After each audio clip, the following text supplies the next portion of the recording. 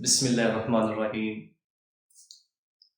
बच्चों, हम 9th class की मैथ्स के बारे में पढ़ रहे हैं। मैंने पिछले लेक्चर में आपको कॉलम्स के इंट्रोडक्शन के बारे में आपको बताया, इंट्रोडक्शन दिया कि हम कॉलम्स का मर्तबा यानी ऑर्डर ऑफ मैट्रिक्स हम कैसे मालूम कर सकते हैं, मुसावी कॉलम्स को हम कैसे पहचान सकते हैं। इस तरह हमारे पास दूसरा जो टॉपिक है वो हमारे पास है एक्सरसाइज 1.1 का क्वेश्चन नंबर 2।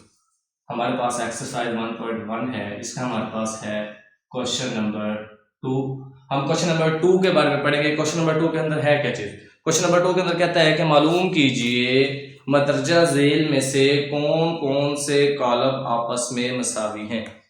कि आपके पास जितने भी मैट्रिक्स दिए हुए हैं, हमने मालूम करना है कौन कौन से कॉलम्स के हैं, इक्वल्स हैं। तो आपके पास जरा देखें, आप अपनी बुक उठाएं, बुक को जरा ओपन करें, पेज नंबर 5 पर आए तो आप देखेंगे कि आपके पास यहाँ एक कॉलम ए है, बी है, सी है, डी है, ई है, आपके पास जे तक कॉलम दिए हुए हैं। तो हमने पहचानना ये है कि कौन से कॉलम आपस में मसावी हैं, कौन से कॉलम आपस में इक्वल हैं। तो आप जरा देखें, कॉलम नंबर ए और सी आपस में मसावी हैं। अब ए और सी कैसे मसावी हैं सर मैं आपको ये बताऊंगा, बाकी आपने खुद इनकी पहचान करनी है। आप जरा देखें, कॉलम जो आपके पास ए है 3, इसी तरह जो आपके पास कॉलम सी है वो है 5-2। तो मैंने आपको पिछले लेक्चर में बताया था कि आप इक्वल कॉलम्स को कैसे पहचान सकते हैं, कि आपके जो मैट्रिक्स है वो इक्वल कैसे होंगे। उसके लिए 2 शराइत है। सबसे पहली शराइत ये है कि जो कॉलम्स आपस में इक्वल हैं, क्या उनका जो ऑर्डर है, जो उनका मर्तबा है वो इक्वल है। तो जरा देखिए, क्या इसका जो ऑर्डर है, कॉलम्स ए का जो ऑर्डर है 1/1, इसका मर्तबा 1/1 है। इसी तरह अगर आप कॉलम सी पर आए तो इसका जो ऑर्डर है, अगर मैं 5 में से 2 को माइनस करूं, 5 में से 2 को निकालू तो वो 3 बचता है। तो जब इसका आंसर 3 आएगा तो जरा देखिए, इसका जो ऑर्डर होगा वो भी क्या हुआ, 1/1 हुआ।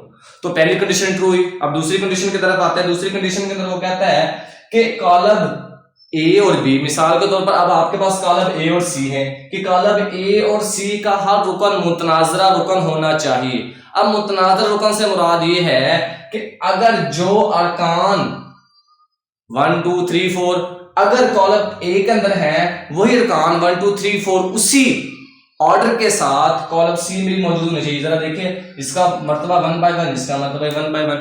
इसी तरह इसकी जो अरकान है, इसके अंदर वाले अरकान क्या है, 3 है। इसी तरह इसके जो अंदर वाले अरकान क्या है, 3 है।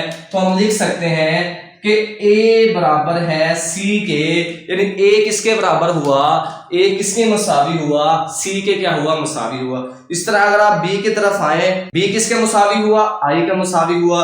इस तरह अगर आप सी पे आए, सी किसके मुसावी हुआ, ए के मुसावी हुआ। इसी तरह डी पे आए तो जरा अगर आप डी को गौर से देखेंगे तो डी कॉलम किसी का भी मुसावी नहीं है। क्यों? क्योंकि इनके अरकान के तादाद तो बराबर नहीं है, मर्तबा बराबर है। क्यों? क्योंकि मर्तबा बराबर होना जरूरी नहीं है, बल्कि हर रुकन उसका मुतनाज़िर रुकन होना भी जरूरी है। इस तरह ई पे आए, ई किसके बराबर होगा, ई आपके पास एच के बराबर है और जे के बराबर है, यानी ई एच और जे ये तीनों कॉलम आपस में क्या है, मुसावी है। आप एफ की तरफ आए, एफ किसका मुसावी है, एफ देखें जरा, जी का मुसावी है। एच की तरफ आए, एच आपके पास फिर वही एच, ई और जे मसावी होंगे। आई की तरफ आए, आई और बी आपके पास क्या है, मसावी। तो मैं उम्मीद करता हूं कि आपको ये वीडियो पसंद आई होगी। मजीद वीडियो देखने के लिए हमारे चैनल को सब्सक्राइब करें। अल्लाह हाफिज, इंशाल्लाह मिलते हैं अगली वीडियो के साथ।